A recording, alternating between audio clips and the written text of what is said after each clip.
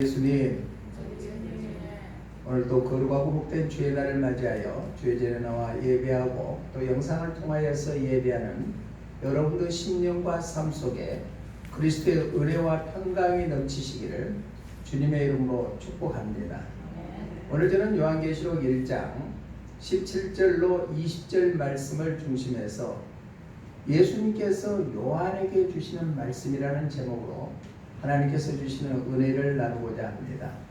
예수님께서 힘들고 고달퍼 있는 그 요한에게 주시는 말씀이 오늘날 우리가 살고 있는 이 세상이 힘들고 고달프지만은 우리에게 주시는 말씀으로 받는다면은 우리가 새 힘을 얻고 또 당당하게 이겨 승리하는 삶이 되게 될 줄로 믿습니다. 그 당시에 예수님을 믿는 사람들을 로마 제국에서는 엄청난 핍박을 하고 있었습니다. 네로 황제에 버금가게끔 그 예수님 믿는 사람들을 핍박했던 사람 중에 하나가 도미티안이라는 사람인데, 얼마나 예수님을 믿는 사람들을 핍박했는데 사도 요한을 전설에 의하면 기름이 이렇게 끓는 그 물에 넣었다가 살아나니까 밤모섬이라는 그 애딴 섬에 귀향을 보내버렸습니다. 그때 사도 요한의 나이가 90이 넘었다는 얘기입니다. 그래가지고 그 밤모섬에서 채석장, 즉 돌을 캐는 일을 하는 그곳에 보냈습니다. 그러면은 그때 당시에 사도 요한이 대표하는 것은 예수님을 믿는 믿음의 성도들뿐만 아니라 또 교회들을 그만큼 핍박하는 어려운 상황 속에 놓였다는 얘기입니다. 그러나 그때의 시절에 비하면 지금은 너무나 예수님을 믿는다는 것이 너무나 편하지 않습니까? 그럼에도 불구하고 예수님을 떠나가 버리는 사람들이 얼마나 많은지 안타깝기 그지없습니다. 그러면 100세가 다 되는 사도 요한은 그 나의 늙은 몸을 갖고 돌을 캐는 일을 하고 핍박이 계속 찾아왔을 때 얼마나 힘들었겠습니까? 그때 상황을 오늘 17절에서는 이렇게 사도 요한이 고백합니다. 내가 볼 때 그의 발 앞에 엎드려져 죽은 자같이 되네. 그러니까 예수님 발 앞에 엎드려서 자기가 죽은 자같이 되어 있는 상황이었다는 얘기입니다.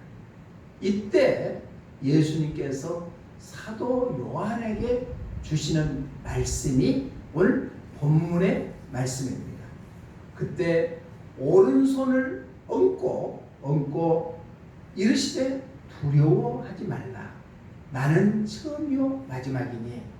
예수님께서 요한에게 주시는 말씀이 오늘 우리에게 주시는 말씀으로 받아서 새 힘을 얻고 어떤 환경 속에서도 지지 아니하고 승리하는 그러한 사람들이 되시기를 주님의 이름으로 축복합니다. 그러면 예수님께서 사도 요한에게 주시는 말씀은 어떤 말씀인가? 첫 번째로 우리가 17절 한번 본문 읽어봅니다. 시작. 내가 볼 때 그의 발 앞에 엎드려져 죽은 자같이 되매 그가 오른손을 내게 얹고 이르시되 두려워하지 말라. 나는 처음이요 마지막이니. 끝절에 보니까 두려워하지 말라. 이 말씀은 예수님께서 직접 하시는 말씀이기 때문에 빨간색으로 글씨가 새겨져 있죠. 두려워하지 말라. 첫 번째로 예수님께서 요한에게 그 어려운 상황 속에서 핍박이 가중되어 있는 그 상황 속에서 주시는 메시지가 두려워하지 말라. 이 말씀은 말씀 그대로 두려워하지 말라, 두려워 말라라고 말씀하고 있습니다. 오른손을 얹고 말씀하고 있습니다. 오른손을 내게 얹고. 이 오른이라는 것은 무엇을 의미하느냐? 오른손은 정의를 의미하고 또 의로움을 의미하고 힘을 의미하고 승리를 의미하는 것이 바로 오른손이거든요. 그러니까 예수님께서 그 어려운 상황 속에 있는, 핍박 가운데 있는, 말할 수 없는 고통 속에 있는 그러한 사도 요한에게 주시는 말씀이 어떤 말씀입니까? 죽은 자같이 된 요한에게 진리로 붙들게 말씀하여 주시고, 또 죽은 자같이 되었던 요한에게 권능으로 예수님께서 붙들어 주시고, 죽은 자같이 된 요한에게 승리의 화식신을 심어주는 것이 바로 오른손을 예수님께서 얹어주셨다. 그러면서 두려워하지 말라. 우리가 살아가는데 힘든 일이 있고 어려운 일이 있었을 때 예수님께서 오른손으로 우리를 얹어주셔서 두려워하지 말라라고 주시는 말씀을 들은다면 넉넉히 어떤 상황 속에서도 이기는 삶이 되게 될 줄로 믿습니다. 지금 코로나19가 세계적으로 엄청난 확진자가 나오고 사망하는 사람들이 늘어나고 있습니다. 또 기후변화로 인해서 물난리가 나오고 폭염으로 인해서 많은 사람들이 힘들어 있고, 또한 물고기들은 생태 죽음을 맞이하는 이 시대에 살고 있다 할지라도 예수님께서 요한을 붙들어 주시고 승리케 해주신 것처럼 우리의 삶 속에도 그러한 삶을 살아간다면 두려움이 떠나가고 하나님께 주시는 참된 평안이 우리에게 임하게 될 줄로 믿습니다. 또 예수님이 초림 사역을 하실 때도 무리를 걸어오라고 하는 베드로를 향하여서 예수님께서 불안해하고 있는 베드로에게 두려워하지 말라라고 말씀하고 있습니다. 우리 마태복음 14장 27절 말씀 한번 읽어봅니다. 시작. 예수님께서 즉시 이르시되 안심하라 나니 두려워하지 말라. 자, 예수님께서는 항상 제자들에게 두려워하지 말라고 말씀하시고, 또 하나님께서도 우리의 삶 속에 두려워하지 말라고 말씀하고 있습니다. 또 변화산에서도 제자들이 힘들어하고 있으니까 두려워하지 말라고 말씀하고 있습니다. 우리 마태복음 17장 7절 말씀 한번 읽어봅니다. 시작. 예수님께서 나와 그들에게 손을 대시며 이르시되 일어나라 두려워하지 말라 하니. 아멘. 자, 예수님께서 초림 때도 두려워하지 말라고, 예수님께서 십자가에 못 박혀 돌아가시고 인류를 대신해서 죽으신 후에 3일 만에 부활하시고 나서 제자들에게 나타나서 첫 말씀하시는 말씀이 무슨 말씀이에요? 요한복음 20장 21절 한번 말씀 읽어봅니다. 시작. 예수님께서 또 이르시되 너희에게 평강이 있을지어다. 아버지께서 나를 보내신 것 같이 나도 너희를 보내노라. 자, 부활하시고 나서 제자들을 만나서 첫마디 하시는 말씀이 평강이 있을지어다.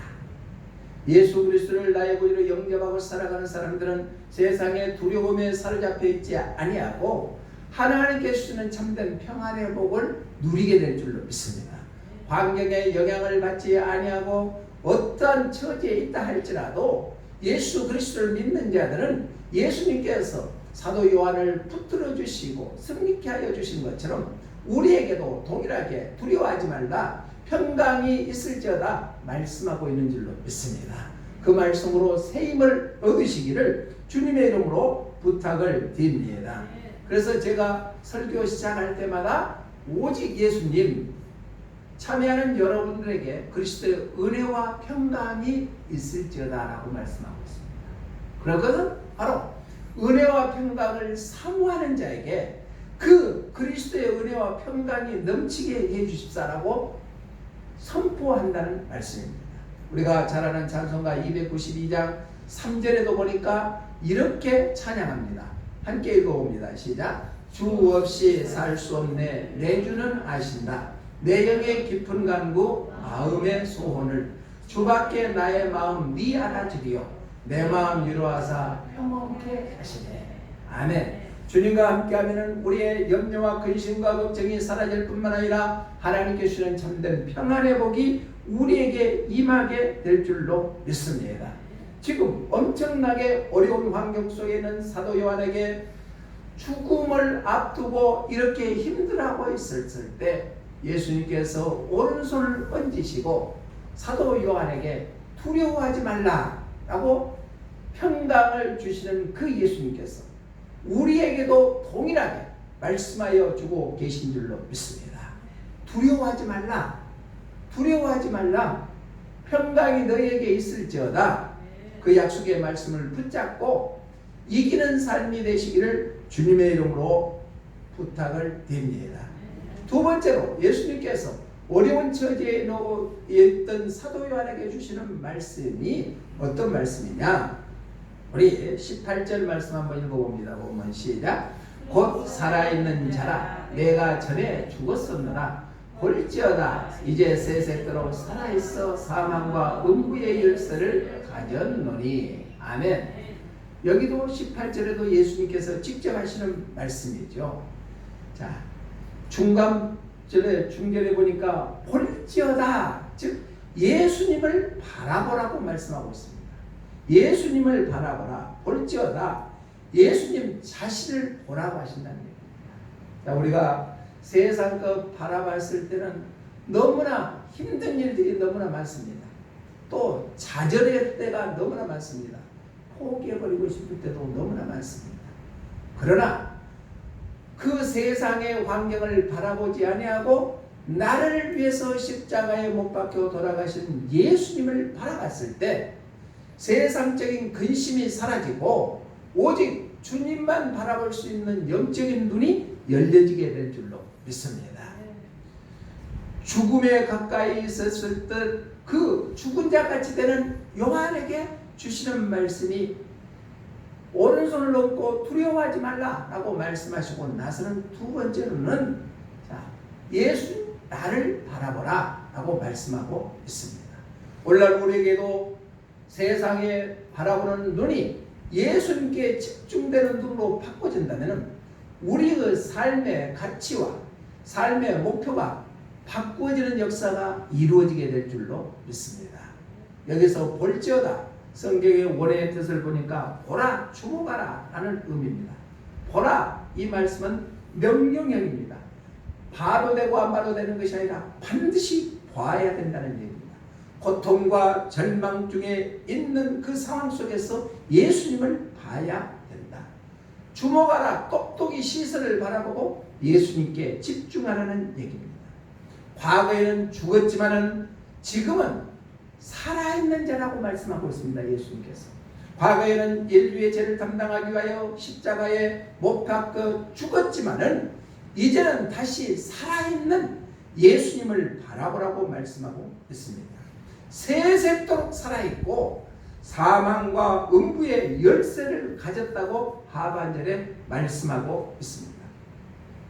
요한도 지금 죽은 것 같으나 예수님을 붙잡고 바라봄으로 말미암아 다시 살아난 것처럼 우리가 힘들고 어렵지만은 예수님을 집중해서 바라본다면은 우리의 모든 삶에서 다시 살아나는 역사가 이루어지게 될 줄로 믿습니다. 요한 당시에 교회가 핍박받고 또한 예수님을 믿는 성도들이 고통 가운데 있었습니다.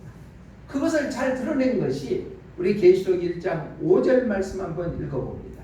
5절 시작. 또 충성된 증인으로 죽은 자들 가운데서 먼저 나시고 땅의 임금들의 머리가 되신 예수 그리스도로 말미암아 있기를 원하노라. 우리를 사랑하사 그의 피로 우리 죄에서 우리를 해방하시고 예수님께서 십자가의 죽으심으로 말미암아 그의 피로 말미암아 죄인된 우리가 죄에서 해방되었던 것을 강조하였습니다.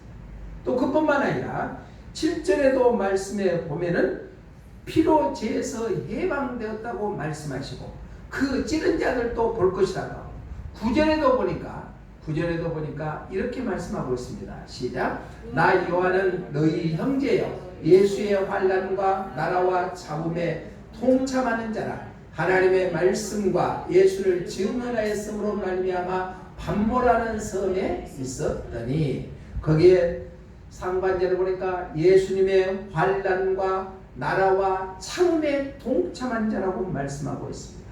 즉 십자가에 죽으신 예수님께서 다시 부활하셨다는 것을 강조하고 있다는 얘기입니다. 우리가 믿는 예수님은 죽음으로 끝나버리는 예수님이 아니라 죽음에서 다시 살아나는 부활하신 예수님이신 줄로 믿습니다. 그러면서 오늘 18절에서도 곧 살아있는 자라 내가 전에는 죽었었노라 볼지어다 이제 세세토록 살아있어서 사망과 음부의 열쇠를 가졌노라고 말씀하고 있습니다. 즉 반모라는 섬에서 고난당하고 있을 때 죽음에서 부활하는 예수님을 바라보라고 요한에게 말씀하시는 그 내용이 오늘날 우리에게도 동일하게 말씀해주고 있는 줄로 믿습니다. 죽음에서 부활하셔서 살아계셔서 사망과 음부의 열쇠를 갖고 계신 예수님을 바라볼 수 있는 우리의 신앙인들의 삶이 되시기를 주님의 이름으로 축복합니다. 히브리서 기자는 히브리서 3장 1절에서 이렇게 말씀하고 있습니다. 시작. 그러므로 함께 하늘의 부르심을 받는 거룩한 형제들아, 우리가 믿는 도리의 사도이시며 대제사장이신 예수를 깊이 생각하라. 예수님을 깊이 생각하라. 깊이 생각하는 것은 겉으로 그냥 수박 겉핥기식으로만 생각할 것이 아니라 아주 깊숙이 생각해라. 그 깊숙이 생각할 뿐만 아니라 사망 권세를 이기시는 예수님을 바라보라고 말씀하십니다. 그랬을 때 우리의 환경이 어떠든 간에 넉넉히 이겨 승리하는 삶을 살게 될 줄로 믿습니다. 우리 복음성가에 보면 살아계신 주라는 찬양이 있죠. 나의 참된 소망, 걱정 근심 전혀 없네. 살아서 지금도 역사하시는 그 예수님을 바라봤을 때 우리의 염려와 근심과 걱정이 전혀 없이 사라지고 하나님께 주시는 참된 평안의 복이 임하게 될 줄로 믿습니다. 우리가 예수를 믿는 것은 십자가 사건을 우리가 확실하게 인지하고 살아야 됩니다. 예수님은 왜 십자가에 못 박혀 돌아가십니까? 십자가의 죽으심으로 말미암아 죄와 사망과 저주에서 우리를 해방시켜 주셨다는 사실을 우리가 믿는 것이 예수님 믿는 거예요. 그러면 십자가의 죽음뿐만 아니라 죽음에서 다시 살아나신 예수님을 바라볼 수 있는 우리 눈이 열려져야 될 줄로 믿습니다. 반모섬에 유배당했던 요한도 이제 죽음 앞에 다다랐다고 절망 가운데 고난 가운데 처해 있었습니다. 그때 그렇기 때문에 죽은 자같이 되었다고 표현하고 있습니다.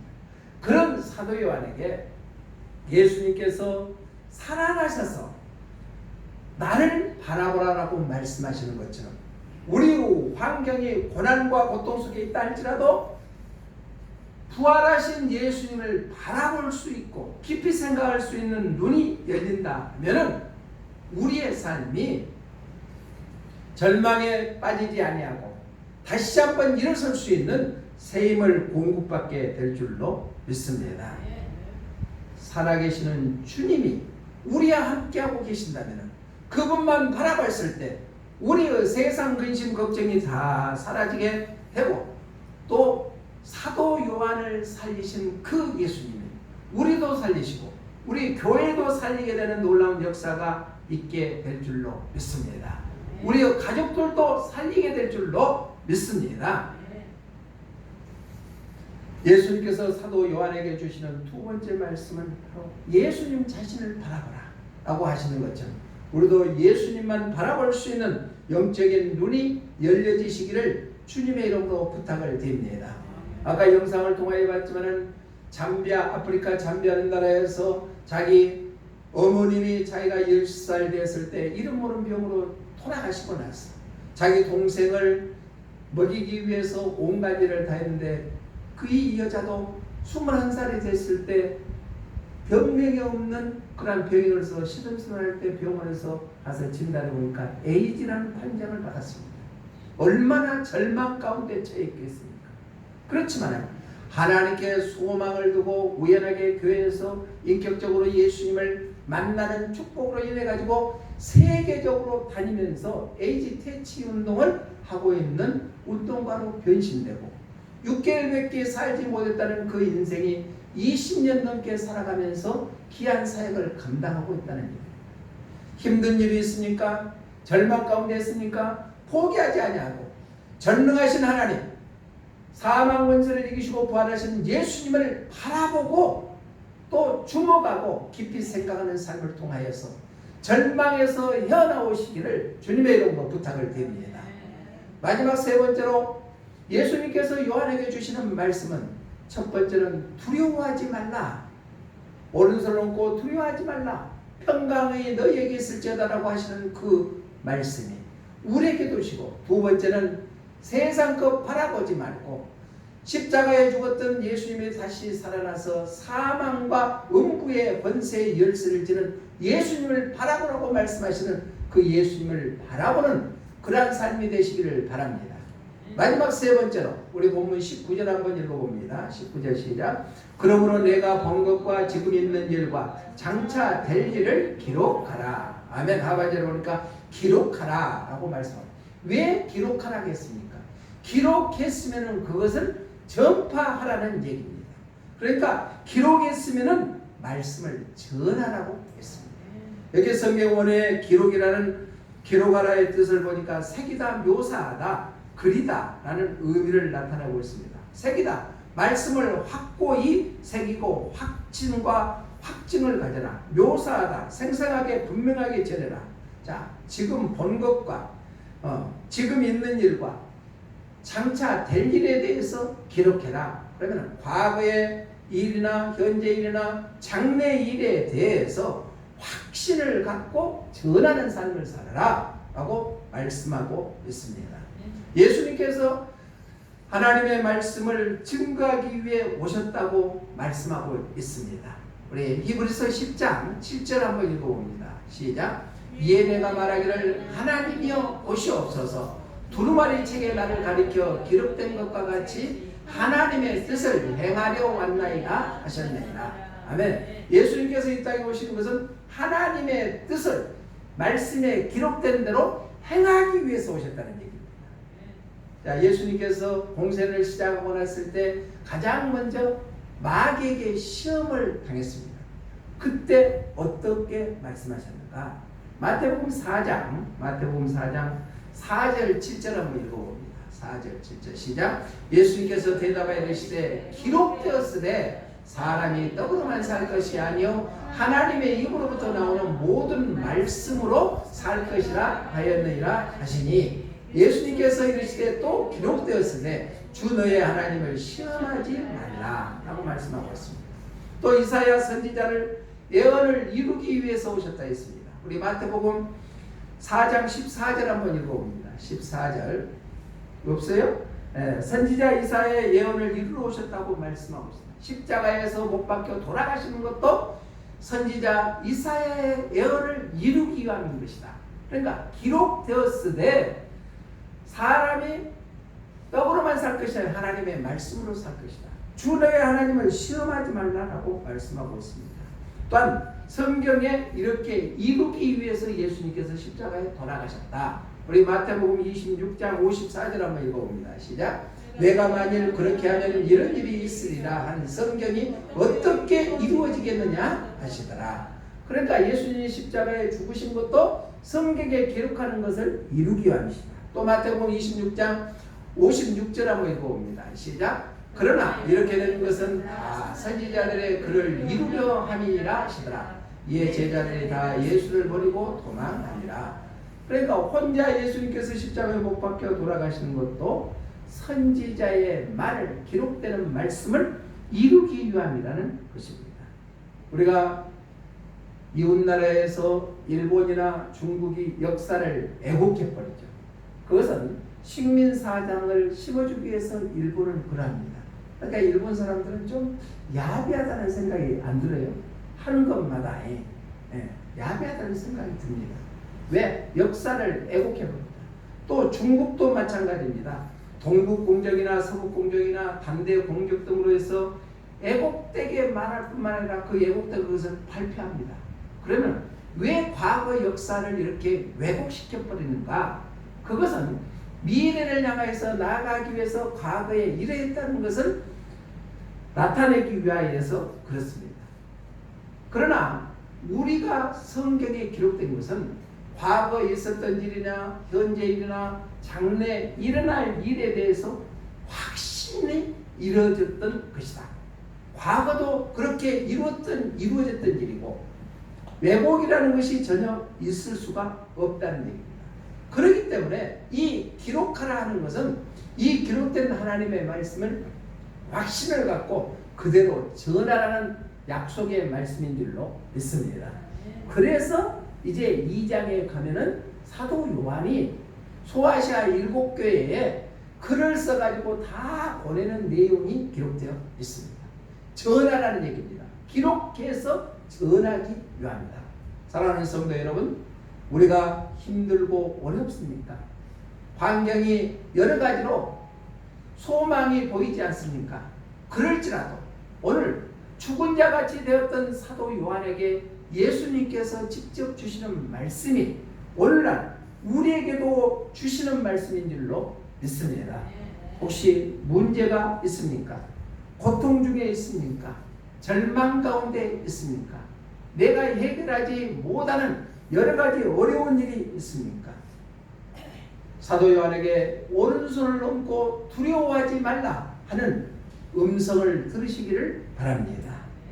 또한 그뿐만 아니라 십자가에서 죽었던 그 예수님이 다시 살아나서 사망과 음부의 권세를 가지는 예수님을 바라볼 수 있는 영적인 눈이 열려지시기를 바랍니다. 또 그뿐만 아니라 주시는 말씀을 확신을 갖고 그 말씀을 전하는 삶이 되어서 주님과 동행하는 복된 삶이 되시기를 주님의 이름으로 축복합니다. 사랑의 하나님 아버지, 감사합니다. 죽은 자 같이 되어서 절망과 고난 가운데 있었던 사도 요한에게 예수님께서 주시는 말씀이 오늘날 우리에게도 동일하게 허락하여 주신 줄로 믿습니다. 절망 가운데 고통 가운데 있다 할지라도 오른손을 얹고 두려워하지 말라, 은혜와 평강이 있을지어다라는 주님의 음성이 들려지게 하여 주시옵소서. 사망 권세를 이기시고 부활하시는 예수님을 바라보고 깊이 생각할 수 있는 믿음의 삶이 되게 하여 주시옵소서. 또한 주시는 말씀을 확신을 갖고 그 말씀을 증거하여 죽어가는 영혼들을 살리는데 일익을 담당할 수 있는 믿음의 삶이 되게 하여 주시옵소서. 복염으로 코로나19 때문에 어렵고 힘들지만은 넉넉히 예수님께서 주시는 말씀을 붙잡고 승리하는 귀한 삶이 되게 하여 주시옵소서. 다시 오실 예수님 이름으로 기도드리옵나이다. 아멘.